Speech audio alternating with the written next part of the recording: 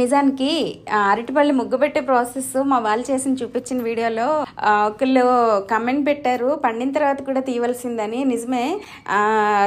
నేను యాక్చువల్గా ఫస్ట్ 2 మర్నాడే ముగ్గిపోవడం, పైన 2 హస్తాలు ముందుగా ముగ్గిపోతే అవి 2 కోసి ఒకటి గుడికి ఒకటి మా అమ్మగారికి పంపించాను.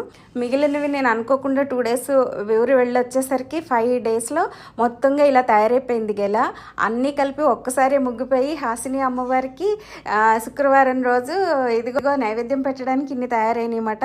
సరదాగా చూస్తారు అని చెప్పేసి చూపిస్తూ నేను ఇవన్నీ ఏం చేస్తానని కూడా కొంతమందికి డౌట్ రావచ్చు.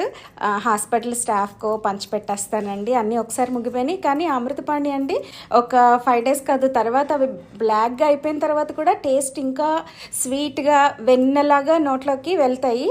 అది చాలా మంచి టేస్ట్. అరటిపళ్ళలో రారాజేమో బహుశా. ఏమైనా ఇది సరదాగా చూపిస్తున్నానండి.